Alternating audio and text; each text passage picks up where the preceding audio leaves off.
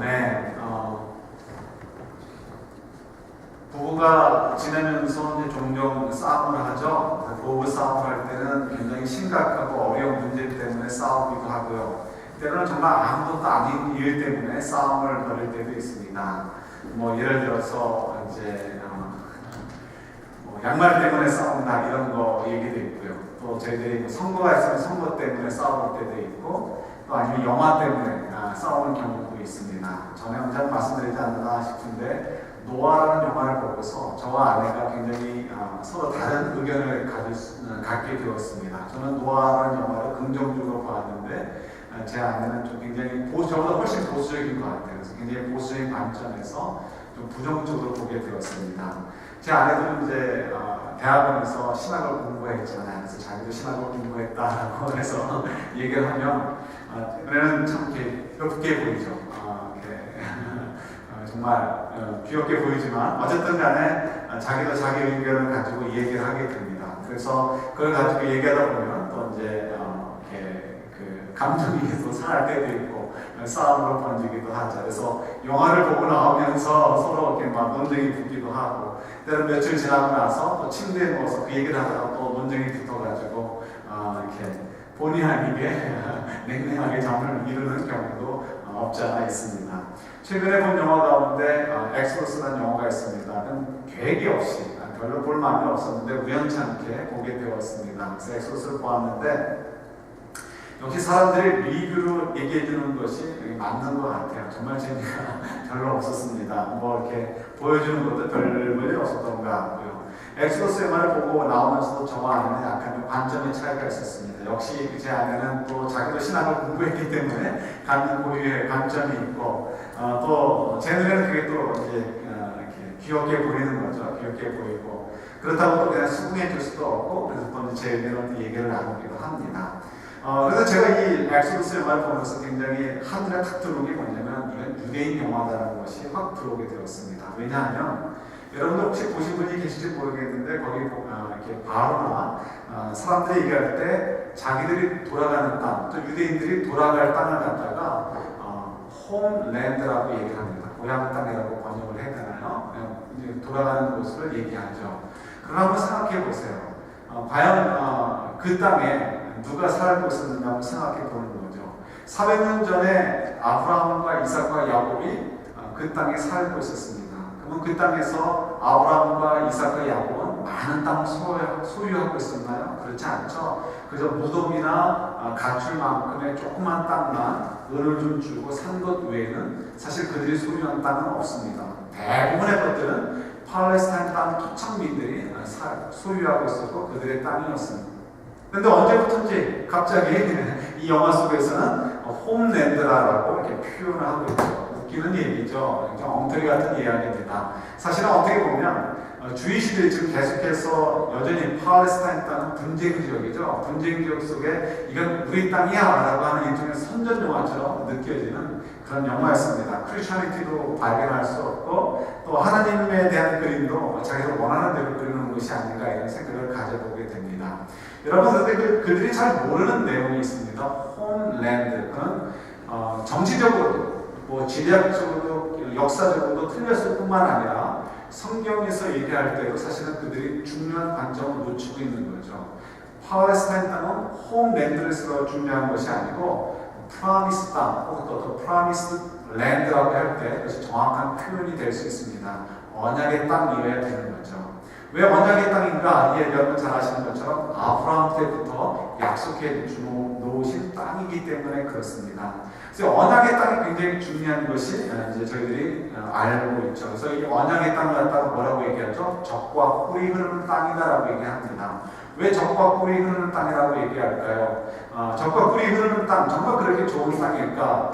요즘 뭐 세일기스가 나와서 이스라엘은 곧 부유하게 될 것이다. 아브라함이 제대로 인도했다. 이렇게 얘기하는 기사가 있었는데, 그 기사는 성경을 모르는 기자가 쓴 기사라고 밖에는 얘기가 되지 않습니다. 세일가스가 나오면 그것이 뭐 얼마나 이스라엘을 이렇게 뭐라 해야 될까요? 브릴리언트하게 한다고 할까요? 영광스럽게 하겠습니까? 그렇지 않죠. 그걸로 얘기한다면 사우디아라비아나 이란이나 그 밖의 나라들은 하나님의 축복을 받은 땅이 되고 마는 거죠. 이 이스라엘 땅이 새 가스가 나온다고 가치가 있어지는 것도 아니고요. 또 성경에서 얘기하는 대로 적과 꿀이 흐르는 땅이 아닌 것도 확실합니다. 적어도 적과 꿀이 흐르는 땅이라고 얘기할 때는 정말 살기 좋은 땅이냐라고 한다면 애굽 땅, 그들이 노예로 살고 있는 땅이 훨씬 가치 있는 땅이죠. 경제적인 가치로나 아니면 농업적인 가치에서 훨씬 가치가 있는 땅입니다. 그럼에도 불구하고 왜 하나님께서는 이 팔레스타인 땅을 적과 꿀이 흐르는 땅이라고 얘기할까요? 이유는 뭐 가스가 나오거나 혹은 또 많은 이 농업이 뭐가 나온다든가 화합이 많다든가 이런 의미가 아니고요. 하나님께서 그들과 함께 약속을 이루시는 땅이기 때문에 그렇습니다. 하나님께서 그들에게 주신 약속대로 언약대로 그들을 복의 근원으로 삼으시는, 그들을 축복하는 자들을 하나님 축복하시고 그들을 저주하는 자들을 하나님 저주하시면서 그들을 통해서 이 세상이 복음화하도록 하는 곳, 하나님과 함께 하시고 하나님이 주신 비전이 성취되는 곳, 하나님의 계획이 성취되는 곳, 바로 그것이 적과 꿀이 흐르는 땅이 의미가 되는 거죠. 그래서 이 팔레스타인 땅을 적과 꿀이 흐르는 땅이라고 얘기합니다. 하나님의 언약이 성취될 곳이기 때문에 그렇죠. 저희들도 2015년을 앞으로 살아가게 될 것입니다. 2015년 동안에 저희들이 사는 내내 이 12달 365일 내내 우리가 좋을 수만은 없습니다. 분명히 저희들의 삶보다 믿지 않는 사람들의 삶이 더 부유할 수 있고요. 저희들의 삶보다 믿지 않는 사람들의 건강이 더 좋을 수가 있습니다. 저희들보다 믿지 않는 사람들이 하는 일들이 더 잘 될 수 있습니다. 그렇다면 우리들의 인생이 적과 꿀이 흐르는 인생이 아니고 그들의 인생이 적과 꿀이 흐르는 인생인가요? 그렇지 않죠. 저희들이 하나님께서 우리들이 가지고 계신 계획들, 또 우리 속에 이루시려는 하나님의 비전들, 결국 우리를 통해서 이 세상이 복되게 하시고 우리가 섬김을 통해서 하늘나라의 상급을 쌓게 되는 하나님과 동행하는 인생이기 때문에 그래서 저희들의 인생은 적과 꿀이 흐르는 인생이다라고 얘기할 수 있는 거죠. 2015년에도 분명히 저희들에게 힘든 일이 있을 것입니다. 그러나 저희들의 삶을 통해서 하나님이 계획하신 일들, 이 세상의 복의 근원의 역할들을 분명히 하실 것입니다. 그래서 저희들의 삶은 적과 꿀이 흐르는 인생이다라고 얘기할 수 있는 거예요. 2015년이 그런 인생이 될 수 있기를 먼저 주님의 이름으로 축원합니다. 저희들 그냥 아무 사고 없이 그냥 이렇게 그냥 갔으면 좋겠다, 평탄하게 갔으면 좋겠다, 이것이 우리 꿈이 아니고요. 조금 힘든 일이 있고 조금 어려운 일이 있어도 그 속에서 하나님을 경험하고 하나님께서 우리를 통해서 이루시려는 일들이 이루어지기를 원하는 것, 그것이 바른 기대가 될 수 있겠죠. 두 번째로 저희들이 좀 생각하고 싶은 것은 우리 이제 기도 제목 좀 이따가 우리 함께 기도하는 내용이기도 하지만 우리가 2015년 역시 다른 해와 마찬가지 2015년도 우리가 하나님의 자녀로 하나님의 백성으로 살게 하신 것이 우리가 감사할 수 있는 내용이 되었으면 좋겠어요. 2015년에 우리가 많은 꿈들을 가지고 있습니다. 어떤 목표들을 가지고 있습니다. 우리 노아 지사님 같은 경우 박사 논문을 마쳐야 돼요. 그죠? 우리 또 이렇게 김한중 전사님도 우리 이렇게 논문을 마쳐야 돼요. 여러 우리 학생들 같은 거 그런 목표가 있고, 또 비즈니스 하는 분들도 어떤 목표가 있을 것이고, 어떤 분들은 아기를 갖는 것이, 어떤 분들은 결혼하는 것이 목표가 될 수 있고 골이 될 수도 있을지 모르겠습니다. 그런 골들이 이루어진다면 더 할 나위 없이 우리에게 또 감사할 내용이 될 수 있겠죠. 그러나 정말 저희들이 감사해야 될 것은 정말 사박국의 고백대로 이것도 없고 저것도 없어도 내가 그저 2015년 한 해 동안 하나님의 백성으로 하나님의 자녀로서 살았다면 하나님께서 내 인생을 정말 가치 있게 만든 거기 때문에 나는 그것으로 정말 어느 것보다 소중한 것이다, 어느 것보다 귀한 것이다 라고 고백할 수 있고 감사할 수 있는 저희들이 됐으면 좋겠습니다. 2015년 우리가 정말 감사할 수 있는 이유, 여전히 우리는 변함없이 하나님의 거룩한 백성, 하나님이 아빠 아버지 노릇해 주시는 백성으로 살 수 있다는 것, 그것 때문에 우리가 감사할 수 있는 거죠. 그래서 2015년 저희들이 좀 하나님 자녀답게 좀 이렇게 어깨도 피시고 자신감을 가지고 그렇게 좀 살아갔으면 좋겠습니다. 마지막으로 한 가지 더요. 저희들이 이렇게 성경을 이제 지금 읽는데 우리 고린도전서 16장 13절 14절 함께 같이 보도록 하겠습니다.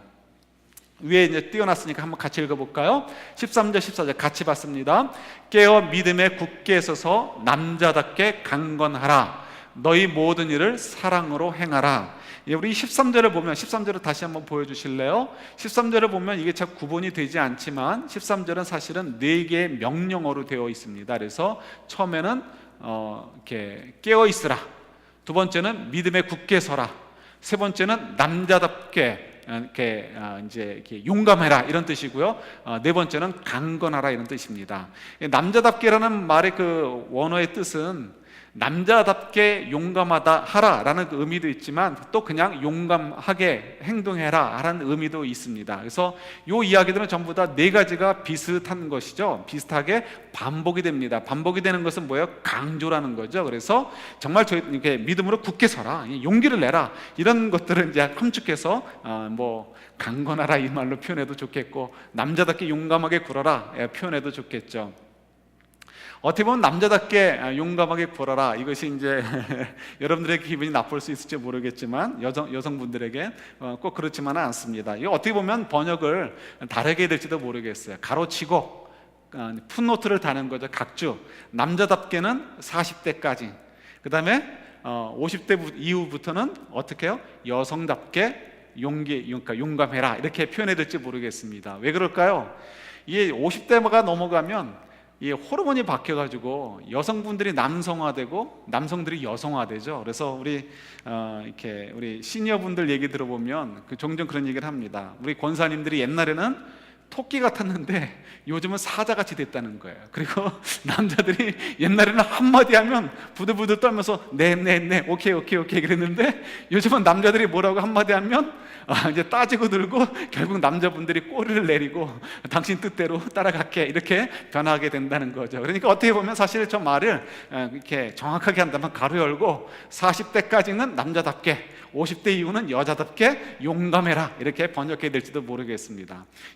이 말을 주신 이유가 있죠. 여러분 잘 아시는 것처럼 고린도 교회는 굉장히 복잡하고 문제가 많습니다. 그래서 사도 바울이 이렇게 교훈을 많이 줬죠. 근데 그 교훈을 받아들이는 것이 그냥 받아들일 수 있는 것들이 아닙니다. 정말 자기들의 삶을 바꿔야 되고요.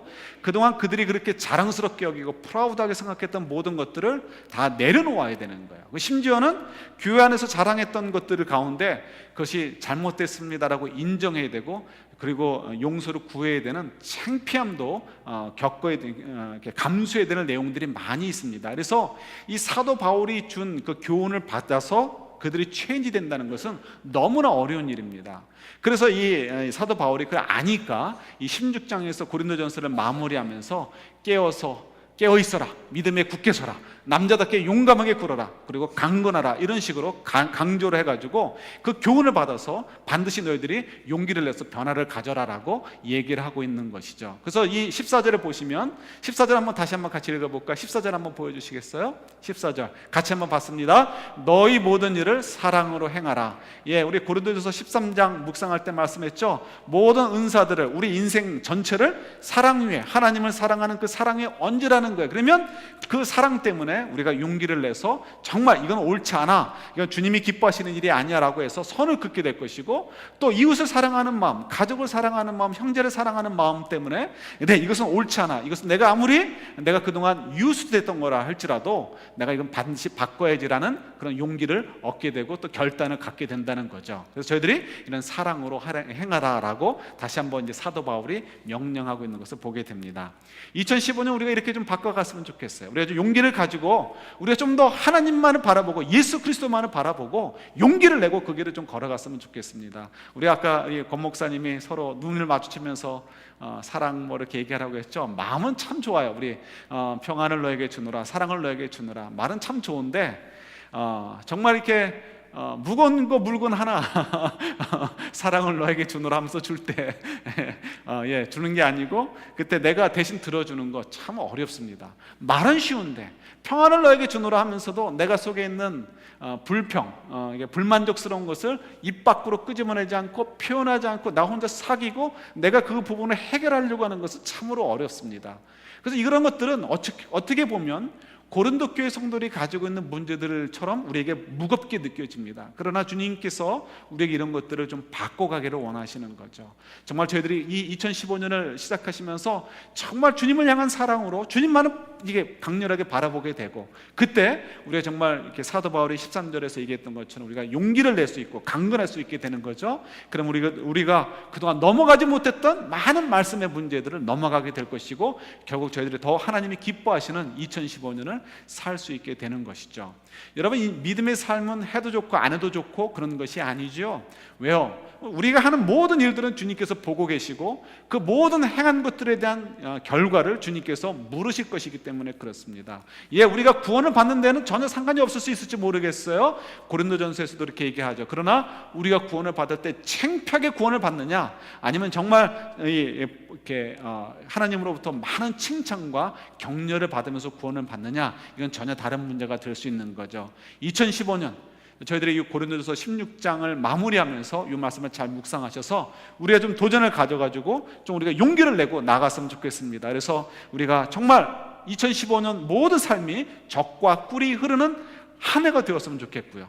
그리고 또 2013년 한 해 동안 정말 내가 하나님의 백성으로 살고 있구나 하는 것을 늘 감격으로 느낄 수 있는 저희들, 정말 마음으로 느낄 수 있고 감사할 수 있는 2015년이 되었으면 좋겠고요. 그리고 우리의 용기와 그 결단을 가지고 많은 열매들을 주님께 내어드리면서 주님이 상 주시는 것들로 우리가 결과물을 남길 수 있는 그런 2015년, 저와 여러분들의 복된 한 해가 될 수 있기를 우리 주님의 이름으로 축원합니다. 아멘. 저희들이 그렇게 돼야, 여러분들이 그렇게 살아야 여러분들의 가정이 변화되고 비즈니스가 변화되고 직장이 변화되고 이 사회가 변화될 수 있는 거죠. 우리가 그런 삶을 좀 살았으면 좋겠습니다. 제가 먼저 기도하겠습니다. 주님, 저희들이